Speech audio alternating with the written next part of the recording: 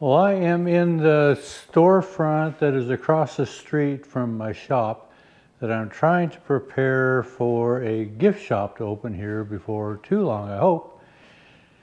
When I did the video on showing that Rick is retiring, I introduced you to this building. So I have the wainscoting in, or wainscot if you're across the pond, and the rest of the metal on the sides to put in. I have that ordered and I actually have it on hand. I'm actually going to do it all in a straight white. This is just a shade off of complete pure white. It's a little bit of an off-white. Out there in the bright sun, it looks like it's pretty white. But I wanted those bright walls to reflect as much light as I can, because this is a pretty big room with 12-foot tall ceilings. And when we wired this was probably 12, 13, 14 years ago. The original intention was this was going to be a dining room for a cafe. So anyway, we just wired in wall lights or sconce lights clear around, and I don't have any lights in the ceiling. And in order to add that, I'd had to gone up into the ceiling, and I just didn't want to do that. So I have all sconce lights here, half a dozen or so. So I want the bright walls and the bright ceiling to reflect as much light as we can. We have south-facing windows, which really helps the sunlight, and it also brings in the heat. So before I put the wall tin in, I need to do something with my sheetrock ceiling. I did go and fire tape all my joints. And initially, I was kind of thinking that I was just going to hand trowel texture the ceiling. But then I changed my mind, which I'm pretty good at doing. You know, I'm working or trying to work on this 1906 hotel as well. And it has the old metal ceiling in it, as well as the front end of this building. And I kind of like these old original metal ceilings, and this one is in pretty fair shape. I have a few repairs that I need to do, but I'm going to leave this original ceiling as it is. So I started looking into replacement tiles, and you can still get the tin style, but there's a little less expensive style, and this is in PVC. So this is what I decided I would do. This is really flexible. I've never put this type of ceiling tile up before. It's meant to be glued up as opposed to the tin that was nailed up. Now, it's not the same style or pattern as what this original ceiling is, but that's okay. Just about halfway through this room, you can see I put a 2x6 through the center, and it divides the old tile to the new ceiling. There initially was a wall here, but that was removed and placed toward the back to make this all one big room. So I'm going to use this 2x6 divider, and I'll trim it out, but this will actually be a separation between the old tin and the new look-alike tin. So you can see where I've been starting to install some of this paneling, and they come in 2-foot by 4-foot sheets. Like I say, it's pretty flexible, and it's just a glue application to the sheetrock. And I've got roughly about 24 sheets done, and I have somewhere close to 80 to do. Well, I had one of these Franklin scaffolds, and it gives you about 2-foot by 5.5 foot. And I was wanting a little more workable space, so I went and I bought a second one. You can buy these at a number of different places. These are Harbor Freight, Northern Tool, a number of places handle these Franklin scaffolds. But they are kind of spooky without any support. So I made some supports to give me a handrail around the top, so it's much more comfortable to work on. So I just took some 1.5-inch pipe, 1.5-inch ID, and it slips right over these upright supports here. You can't actually stack these on top of each other, but 2 of these stacked were too tall for my 12-foot ceiling. So I made these extensions, 1.5 inches, and I put an 1.25 inches inside, and I have a 1-inch rod welded on that. I had these already made up from a previous project. I just had to put this 1.5-inch pipe on it to make it adapt to this. And then I've got some scrap 2x4s that I just drilled a 1-inch hole. Actually, I think these are 1 1/8 inches. And I can just slide them over top of this 1-inch rod. And that gives me a nice handrail to give me some support and some safety. It's much more comfortable working on this with a little guardrail around it. And then in order to couple these together, I just took some 1.5" flat strap. This is 3/16 that I had around, and some quick pins, and I put a strap on both sides and just pin these together. I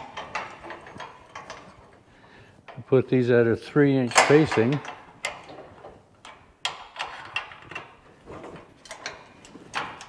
Like so, just kind of quick pin them together, and it makes the two work together in unison. I stuck one close to the top, and I have one a little closer to the bottom, and I did the same on both sides, so wherever I roll these, the two roll together. So it operates as one scaffolding, but now I have 5-foot square platform to work on, and a handrail, and with these 2x4s around the top, actually I have a little workbench that I can put my tools on. So it works pretty slick, pretty simple. All on rollers and moves pretty easy. So this is something that I had never done before. I'd heard about it and it kind of intrigued me. So this has been a new experiment for me, and many channels that I watched looking for pointers mentioned that it's a lot faster with 2. And I can see where that is. It takes a fair amount of time to add the glue to the tile and then to fit it and put it in place. 2 people would actually be a little handier, but I do so many things by myself and I can get it to work like I've done with 24 of them so far. And to do this, I have used the sheetrock jack, and I use it as a table that I can lift up above my rail around my scaffolding. So my pallet of ceiling tiles just sits on top of the sheetrock, and I hoist it up to where I can get to it from the platform of the scaffolding. That way I don't have to just do this up and down, up and down, up and down. I have my work table right up there where I need it to be. So this is what I'm using for my adhesive, and I bought 12 of these initially, and I had no idea how much I was supposed to use, and actually when I talked to the folks that sold me this, they didn't know how much to use either, which seemed kind of odd. But they suggested using this style of a tube, and I said, well, how many do I need? I've got about just shy of 700 square feet and about 85 tiles. They sent me a few extra. I think I'm going to use actually probably about 80 here. I said, well, we really can't tell you because everybody puts a different amount of glue. Well, any ballpark? No, just read the tube. Well, now that I'm 24 tiles into this, I have used 6 of my tubes. So roughly 1 tube for every 4 tiles, and these are 2-foot by 4-foot tiles. So now I know roughly, and I'm probably putting on maybe more than I need to. I don't know. I have a tendency to do that. So I have 15 more to do on this side, which I won't use up my 6 remaining. I'll probably have to go buy another 10 tubes anyway. But anyway, just a rule of thumb, the way I'm putting it on, and I'll show you how I do it, is roughly 4 tiles per 1 tube. Now I did make one end of my guardrail here short, so I have one area I can walk through, and the rest of it is protected all the way around. So I'm working with my hands overhead. I don't have to worry about stepping off the side of this. I've got kind of a little bumper there that tells me that's far enough from where I'm going. Because all my focus is up, not down where my feet are. So this is a little closer view of how my ceiling is looking when I have these tiles installed. And when I was looking online, there are different makes and models of these tiles. This I got kind of in ignorance, but I'm learning to like it. Has these little ribs and then buttons. Well, these buttons sit on top of each other and sit upon these ribs, so it really helps keep it lined out right where it's supposed to be. Kind of self-aligning, which is pretty nice. I am starting out with one full 4-foot length, and then I cut one in half, and the whole purpose of that is to stagger the joints. If I did everything in 4-foot sections, I end up with 4 layers at that joint, where if I go a 4-foot and a 2-foot, I end up with only 3 layers, so it's not quite as bulky on that joint. So to get my initial layout, I did find out where my center was, and this line that I have here, I lined up with the old tile. So as we look down the length of this building, those lines will line up, and the old tile as well as the new tile is all on 12-inch squares. So then I took my laser level and I could turn it on its side. So I have my 90 degrees here. So I put one laser beam along the length of this 2x6, and then my 90-degree laser down here, and then I mark that off to give me my straight line square with this divider. And the overall length of what I'm putting the new tile on is 21 feet 10 inches. So I'm coming up to where I am just trimming off maybe 2.5 inches by the time I get down to that far wall. So that's all the waste I have off of these ceiling tiles, which is pretty nice. I'm coming down to my last tile to the wall. These are 2-foot wide tiles, and I have about 23 inches to the wall. So that gives me an inch to trim off, and I think there might be about an inch variation in this wall from my center line that I laser marked in to here, so should make me pretty close with very little waste on the edge as well. So I'm coming with my glue right around the very edge. Then I put about an inch long strip of glue on these, because this section here will touch the ceiling. These imprinted flowers won't. And then in between these circles, there's this pattern here. Well, these 4 sections here, I also put just a spot of glue on, and do that with each intersection. And that's my glue pattern. So everything is within about 3 or 4 inches of having glue to it somewhere. And it makes a pretty stable adhesion to the ceiling, and I'm not finding that I have much sag or much flop in these at all, except that which is imprinted down, which is par for the course. But when I go to put this next sheet up, I line up this center pin here, and then as I swing it around, I'll catch these pins and line these up. So I have the center pin and these pins that are lined up. And then I can do a quick attach it to the ceiling, and it'll be somewhat movable yet. And I can do my final adjustment to get all these pins lined up correctly before I actually really seat this tile onto the ceiling. That seems to work so far. It's really floppy, and I'll show you here. As we come up, it's really loose and flopping. But I'll get it up to about like so, get the front pin and these side pins in place, and then when the glue's on it, I just stick it to the ceiling and then do the final positioning after it's kind of in place, but it's still manageable yet. And the only reason I really go through all this process of explaining what I'm discovering is when I was looking at tutorial videos on how to do this, none of this stuff was pointed out. He says, well, you know, put some glue around the edge and maybe some cross hatches in there. Well, all the different patterns are different, so it's going to be different. You don't want to just put a cross hatch in there, because a lot of that isn't going to make contact because it is recessed or pressed down into this PVC panel. So I'm trying to glue up each circle perimeter and then the center, each circle perimeter in the center. And there's this little star here between the circles. I make sure that stays stationary as well. So we end up with a really solid panel and not a lot of space between them. You know, like I say, there's probably glue every 4 inches max. and it holds it pretty securely. So some of those questions that I was looking for that I couldn't find is how much glue do you use? Well, a lot of these panels come in 2-foot square sections, so it's going to be roughly 8 2-foot sections or 4 2x4-foot sections per tube of caulking.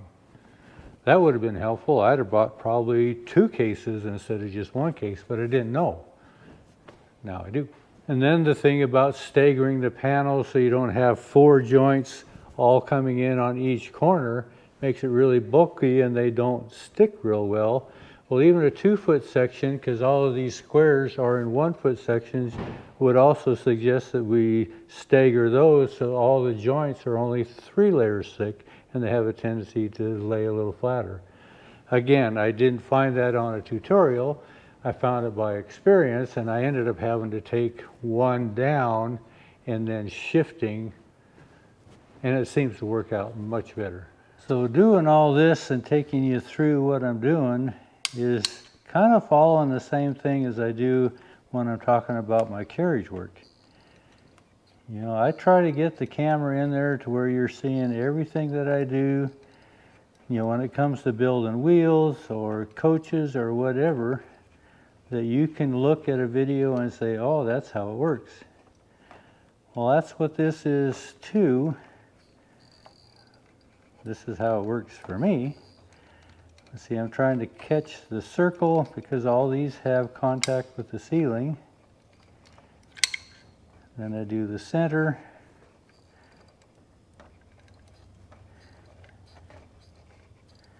All these intersection spots.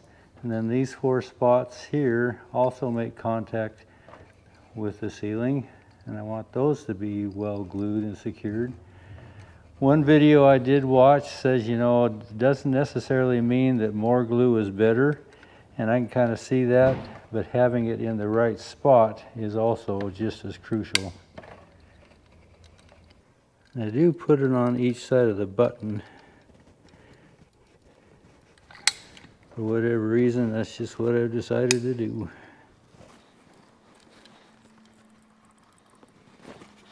Nice thing about this sheetrock jack, it's mobile enough I can kind of move it around wherever I need it to be.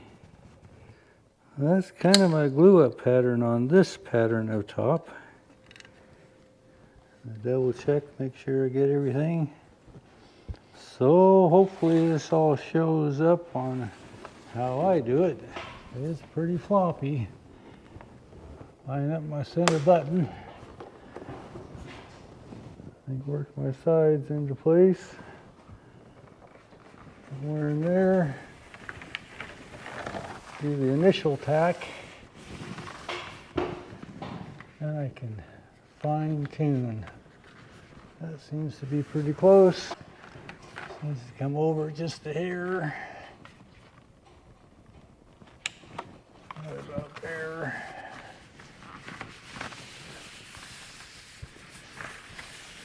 So I have glue on each section. All these cross joints.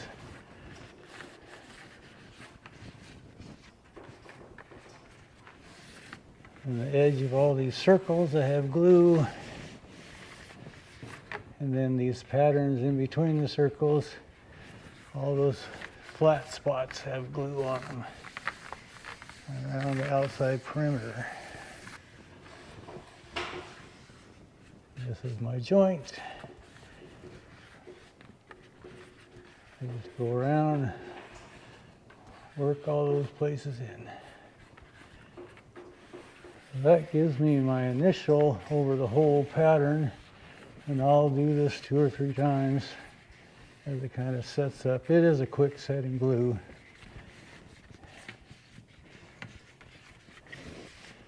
So here's the cross section of the previous. So now we're only 3 layers thick, where if we brought all 4 together, we'd have 4 layers right there.